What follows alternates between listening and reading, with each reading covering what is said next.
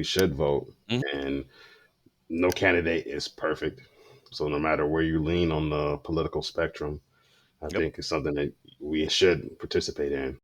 Welcome to our podcast, It's About Payroll. We're your hosts, Brian Escobar and Walter William Duncan III. Whether you're new to the payroll game or a seasoned veteran, we have something for you. Welcome back, folks. This is episode 124. It's about payroll. It's also about your paycheck.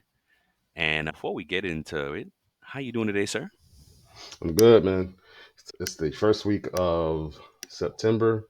Everything is good. And look, we're in a new time of the year. I think fall for all the people that Ish. like autumn, That and that pumpkin also live spice in the north or lattes. north-ish. This, Oh, this is Pumpkin your, Spice this. was out in August. But look, now if you live in an area that the leaves change and stuff like that, you might be Yeah, I missed seeing that. that. You Yo, know, so like this might be a good time for a lot of people. I'm not really big on pumpkin anything, but no, not even pumpkin pie. not You like really. sweet potato pie? I like apple pie more than Oh, sweet potato pie. no doubt, no I doubt. like apple more than That's I your like favorite peach pie? cobbler. Yeah, apple pie, like a good apple pie, is like That's a good. top Okay, for me. Yeah. yeah. I like all kind of pies. And blueberry. I've discovered blueberry pie when I moved down here. Me and the fam used to go. We used to go upstate when in New York. Yeah. When we was in New York for the fall, we used to love to go upstate and get all kind of pies and all kind of goodies and stuff. It was great. So let me ask you, you like minced meat pie? I don't know if I've ever had that. That's like what Russell was saying. What was it? Pie and mash. He was calling. He said over Yeah, there, something like that. and it was like a mince meat pie or something. I'm not sure if I've ever had it. I've had like maybe. Yeah. I've definitely had shepherd's pie. Dang gummit. What was I gonna say? Business wise, and this is the last month of the quarter. Q3 is about to end. This is Hmm. it, right? And then Yeah, we're in fourth quarter. We're there. we're in the red What zone, else? people. Football starts this week. I had to look it up. I was like, wait a minute, I don't miss no games. Thursday Yeah, off. college is off and running. College started. NFL is off and running Change my this week. glasses. Um, Yeah. what you like this year for NFL? Honestly, look, until somebody knocks off the Chiefs and Patrick Mahomes, I don't look my team. I'm gonna root for my team. You You're know, still a Miami fan, right? You're still a Dolphin yeah, fan. That's not gonna change. Yeah, you yeah. wouldn't be a fan if you didn't. But I'm gonna root for my team. But until somebody knocks off Mahomes and them boys, and Yeah, I no, it's don't know. true. It's true. You got the dethrone. They got to dethrone them. I'm still riding with my Giants, man.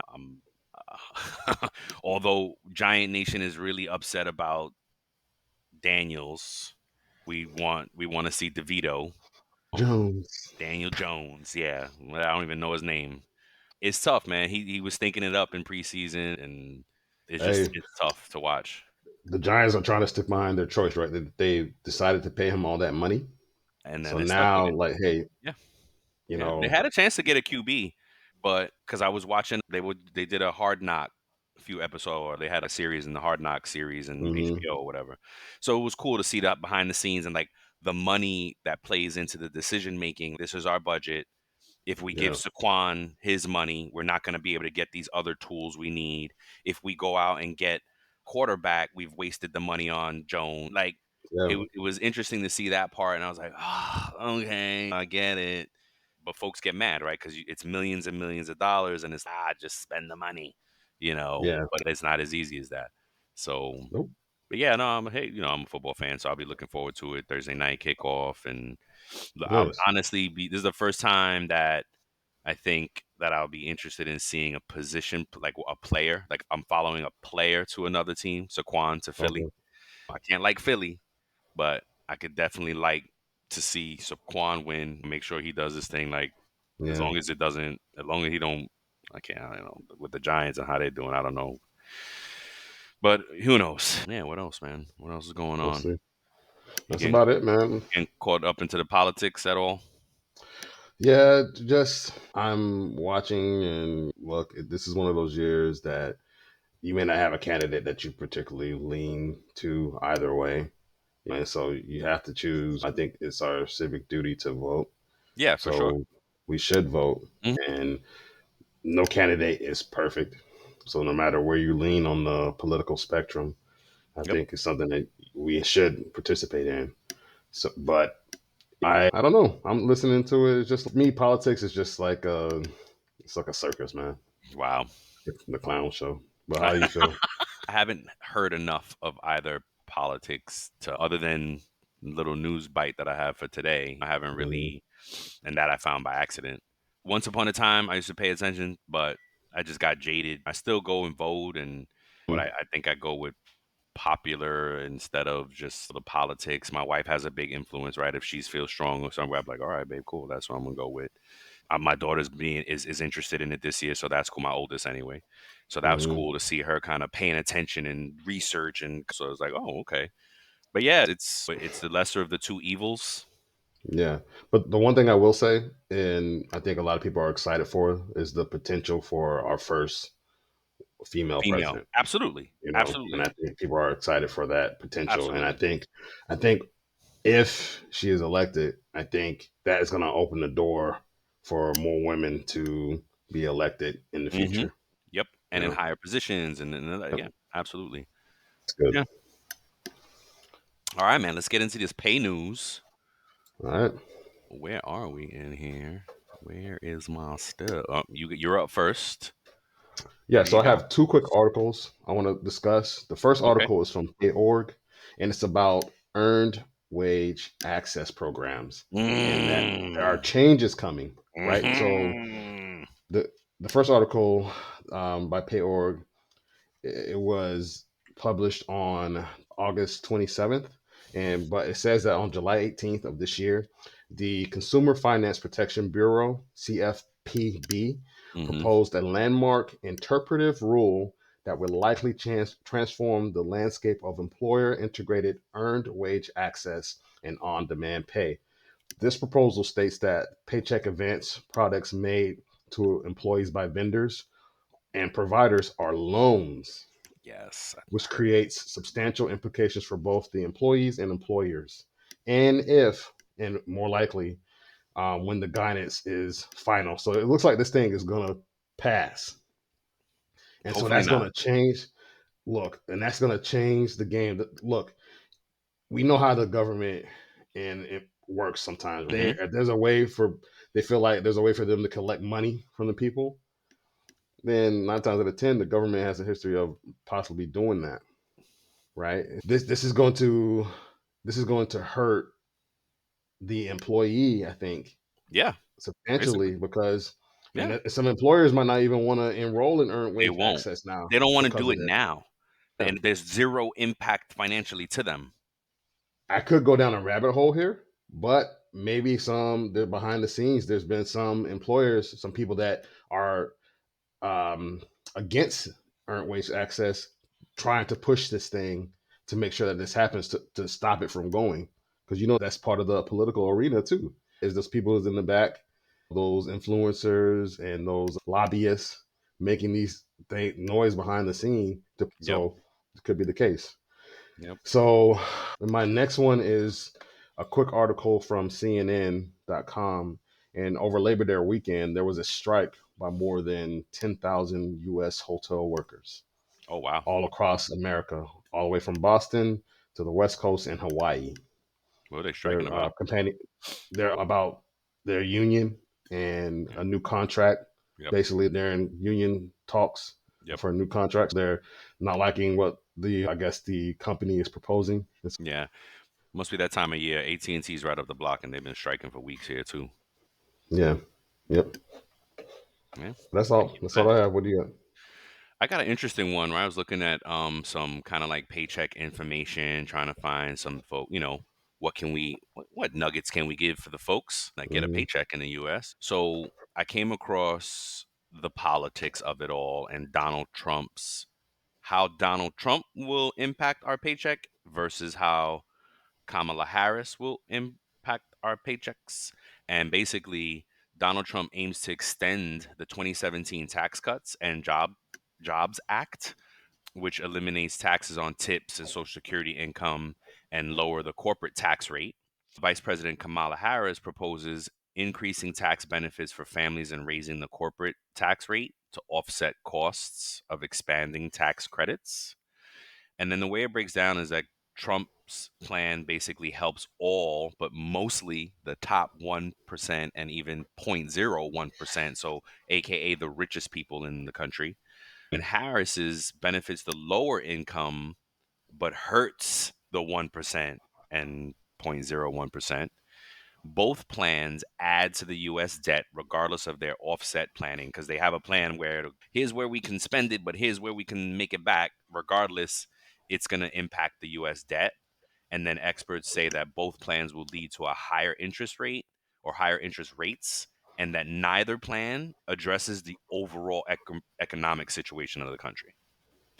So just something to think about as we move into this election, and maybe it gives people things to pull on and research. And because at the end of the day, like we were just saying off a few minutes ago, right? Like it's lesser of two evils. What is it that what are you going to resonate and connect to more than the other? Hmm. That was it. So Great, let's man. pay the bills. Yeah, man. Let's pay the bills. Shout out to Time Track Go. Time Track Go has introduced an innovative new feature designed to simplify time tracking for both exempt and non exempt salary employees. This feature aligns with the recent changes in the Fair Labor Standard Act for salaried employees. By automatically calculating standard 40-hour weeks and accurately determining overtime when necessary, TimeTrack Go ensures precise employee time while maintaining accurate PTO balances. Additionally, the system can identify instances where non exempt employees may not have reached that 40-hour threshold. To learn more, please contact TimeTrack Go at 888 321 9922 or visit www.timetrackgo.com. That's TIMETRAK go.com. Let's go. Let's go. We got to we got to put some music behind that. Boom, boom, bam, Yeah. boom. Yeah. All right, folks, let's get into our main topic today. And we're doing good on time, by the way. We're given a new format today, and I'm going to save some banter for the end. We got a little bit of extra time. But anywho, we're doing good. Our main topic today, for those of us looking to learn something about New York payroll. So basically, New York State payroll, but specifically for me, I have some items for New York City, and breaks down like this. I have NYC Retail Employers with 20 or more employees, and this could be at one location or multiple locations. So if you got 5 locations and there's 4 employees each, you're included. Or if you just have 20 people at one spot, or any variation of the such. So just that's with these laws, right? They have to always encompass who's included in this, and that's what it is. It's an NYC retailer with 20 or more employees, regardless of locations, very spread out. So basically, it's the first one is a no on-call scheduling. All of these were new to me. I had no idea that these existed, and I even thought about it. I was like, oh, dang, man, if we was in NYC, if I was back in NYC, I would have hit Times Square and did research and got some polls. Do you know this about do you work in retail? Do you know this? Because I would love to do a poll and see if they even know this. So anywho, at retailers, there's a no on-call scheduling. So you can't require employees to be available to work without a set schedule. This means no on call shifts where employees might have to come in short notice. A 72-hour notice must be applied. You must give employees at least 72 hours notice if you need to cancel their shift, add hours, or make any changes. If a change is made, the employees must consent in writing. Okay. Posting schedules. A hard copy of a work schedule must be posted at least 72 hours in advance at the workplace, meaning 72 hours in advance of that schedule week. So if they do it 2 weeks at a time, 72 hours before that first day of the new schedule, it has to be posted. Employees are allowed to request a copy of their schedule and can refuse to work shifts that aren't included in the posted schedule. In the show notes, there's some great links to law firms, NYC stuff. It's great research in the show notes. If this piques your interest and you're like, wait a minute, that's not happening for me, go to the show notes, read up on it, do what you got to do. The second one I have is for NYC fast food chains. This is with 30 locations, 30 plus locations. If you manage a fast food restaurant that's part of a chain with 30 or more locations across the US, here are the scheduling rules. So now that makes it a little higher because it could be a fast food chain and it's only one location. This may not apply, but it's going after the bigger McDonald's, so to speak. I'm not targeting McDonald's, but that's an easy reference. So here are the rules for these NYC fast food chains. Good faith schedule estimate. When hiring a new employee, you must provide a good faith estimate of their weekly work hours and give them their work schedule at least 14 days in advance. Schedule change premiums. If you make any changes to the schedule with less than 14 days notice, you have to pay the employee extra. The amount ranges from $10 to $75, depending on how last minute the change is and what type of change it is, meaning adding or subtracting hours, changing the shift, or canceling the shift. This is a really good reference. Again, links in the show notes because there's a grid that shows you, oh, it's $10 for this infraction, $25 for that, $75 for that. If you're an NYC fast food chain that and you qualify, go look this up. It's great info. Ooh, this one I like. This called they call it clopening.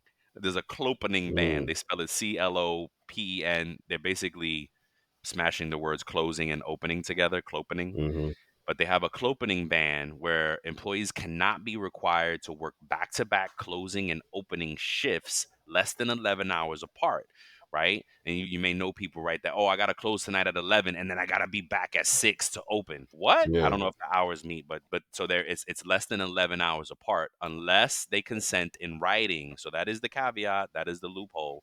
If they do work such shifts, you must be paid an additional $100. Okay. And the last one is offering additional hours. If you have open shifts, you need to offer them to current employees before hiring new workers. Very interesting, right? Because a Mm. lot of times some folks want OT. And it's, wait a minute, why are you getting a new part timer? I need the overtime. I need the extra hours. I want to go full time, whatever that might be. Again, the links are in the show notes, really good links. And that is what I have for today for New York State, more specifically, New York City. Great stuff, man. Nice info. Yes, sir. So, my two topics I'm going to begin now. The first one is for remote work and tax nexus complications. So, the issue is with the shift to remote work that was accelerated by the pandemic, introduce new tax nexus complexities for employers. So, in New York, there's a rule that's called the convenience of the employer, which means that if an employee works remotely outside New York for their own convenience rather than the employer's necessity, their income may still be subject to New York state tax. This complicates payroll calculations and tax withholdings, particularly for businesses with remote employees across multiple states. Yep. So, we as payroll pros need to be careful and make sure that we navigate these rules to ensure that accurate taxes are being taken and that we're compliant and that we avoid any issues that may lead to double taxation. How do we make sure that we review our remote work policies? We want to regularly assess and update those policies to align with our current tax regulations and ensure clarity on the rule, the convenience of the employer rule. We want to implement any advanced payroll systems, invest in software that can handle the multi state tax calculations and automate compliance with those state specific tax laws. Got We it. may have to consult tax professionals, right? Get Yep. some third party help from a tax pro. And we want to make sure that we involve the employee by communicating with them. We want to inform the remote employees of any potential tax implications of their work location and also provide some guidance on how it may affect their payroll.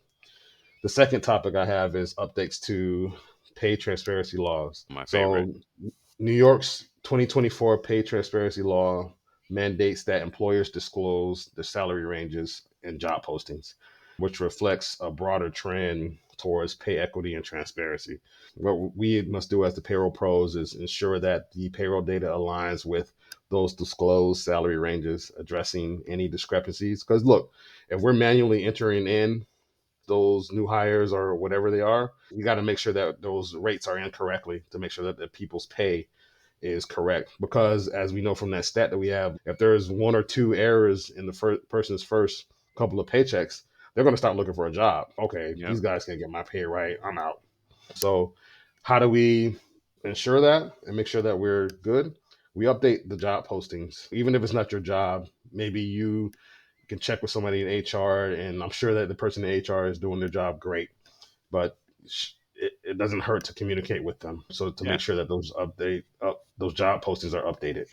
We want to make sure that our payroll data aligns. So we want to review and adjust payroll systems to ensure that they reflect those disclosed salary ranges and correct any discrepancies. We want to train our staff, train payroll, train HR, educate our teams on the new transparency requirements and best practices for compliance. And Brian's favorite is conduct regular audits. Yep. Perform regular audits on pay data to ensure consistency and adherence to transparency laws. So those are the things I had. That's dope, man.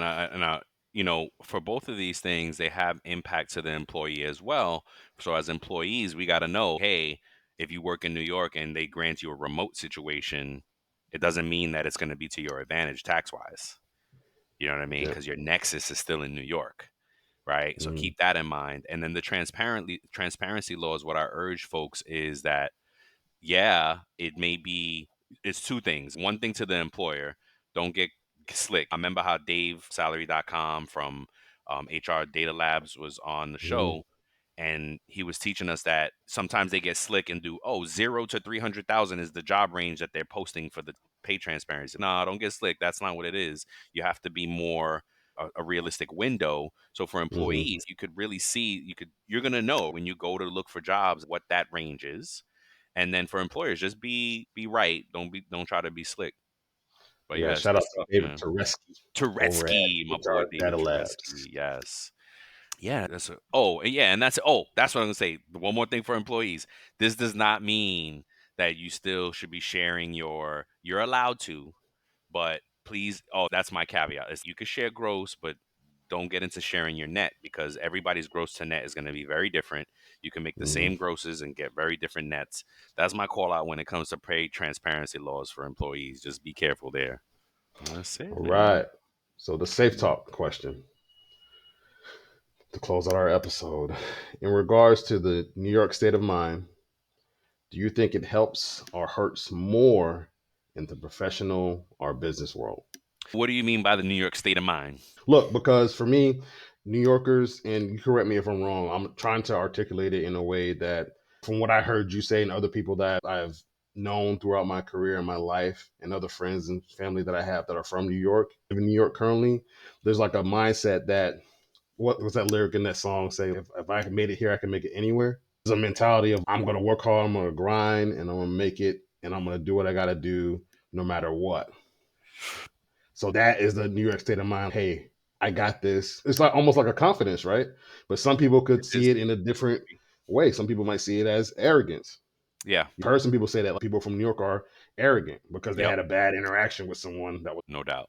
you No know what I'm doubt. saying? So that's what I mean in terms of the New York state of mind. Do you think it helps someone or hurts someone more in the professional or business world? It's a really good question because it could be both. Because it's just like you said, arrogant. Like when I first came down, right? Remember where we worked together, I got the Mm-hmm. whole, oh, you're so aggressive. You're so aggressive. And I Mm-hmm. wasn't. I was just like trying to Passionate. hold somebody accountable while I was Mm-hmm. aggressive. What's your Passionate. opinion? Look, here's a great dynamic because it's like you met me fresh out of New York. What did you think of me? So when we first friends, I believe that it was with you. Now that I know you, I know what it was. No, fresh It was a take. standard. What what Well, I'm what's trying your to let take me now? explain. Let me Oh, okay, explain. Let me okay. explain. So I now know that it was a standard that you have for people. Hey, you can do this. You got this, and it wasn't always articulated that way. It was Right. like it was come off as you need to get your sugar honey iced tea together. Right, You know what I'm right, saying? You need to right. get it together, and that's how it came across. It was really meant to, hey, You got this. Believe in yourself. Get your mind right. Stand up. Stop being so soft. Stop being whatever. Come on, knuckle up, buck up. It was like that. And I think if people who don't know people personally, then they will like, oh, that dude's a jerk, an a hole, or whatever. You know what I'm saying? Right. But it's really from a place of I have this standard, and I'm gonna hold myself to that, and everybody that's in my circle that I'm close to, and my employees, the people that I work with, I'm gonna hold people to that standard. So for Right. me, I think that's what it was, right? I didn't know you personally, so until I got to know you personally, then I knew, and then I heard you articulate that, then I knew, oh, that's what he means. He said because Right. basically you care a lot, Yeah. and Yeah. you want people to do the best. You want it's a spirit of excellence. So I was aggressive in the beginning until you got to know me. No, I don't think you were aggressive, bro. Not Oh, no no okay. no no. I don't Okay. think you were like. I don't think you were like that. I I think think it's more. I try to Look, treat you guys differently because that was an interaction that I was having with somebody else on a different department, mm, same team, cross-functional team, and I was just trying to hold somebody accountable. And then somebody was like, "Oh, you're so aggressive," but look. Of course, we're men in a industry that's predominantly female. So if we get loud, if we get look, it it could was be another true, right? male that said it to me though. It was an all Oh, male okay. interaction. It Oh was an well, all male interaction. Oh, whoa, it's beeping. I'm And that no, the one I'm talking about. You're right. You're right. I do have mhm. that something I've learned for sure. So to answer the question for folks, I think it's definitely a help provided that you are not rough around the edges. And I think that's with anything, right? Business Mhm. requires a certain amount of tact, politics, but definitely, I think definitely from New York, it definitely helps when you go outside of New York. It definitely helps to have because we have a hustle, we have a grit, we have a way about us that was just we spark at it and just work at a different level of output for some, for the ambitious, right? Because still lazy people in New York too, so it doesn't, it's not everybody. So it's almost like that thick skin, Yeah. Oh, definitely right? New York. Yep. Right.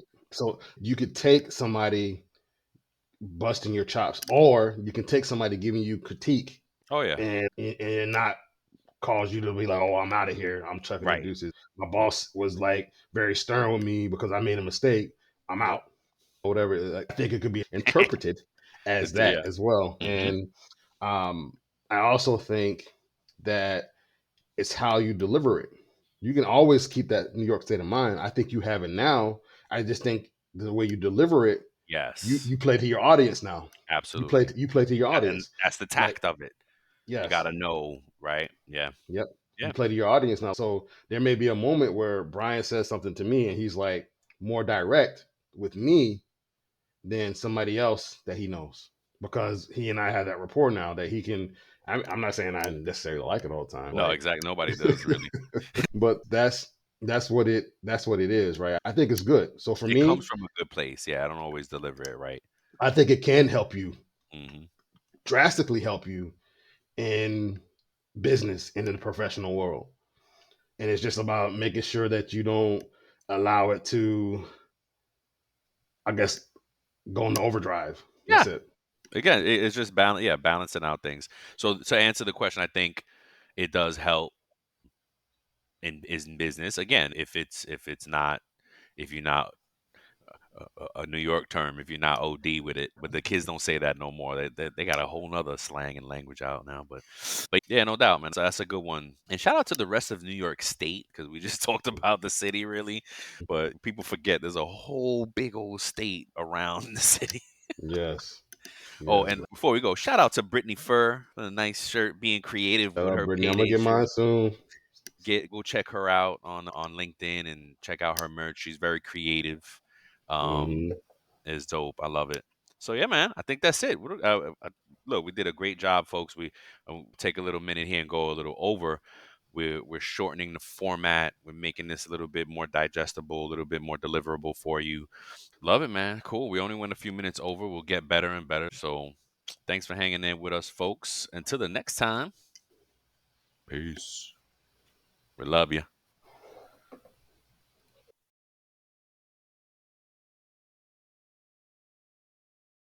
Before we sign off, here are a couple quick things.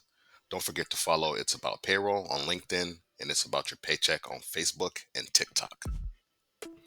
Thank you for being part of our payroll community, and thank you for being a part of this journey with us. Until the next time, keep learning, keep growing, and most importantly, keep going.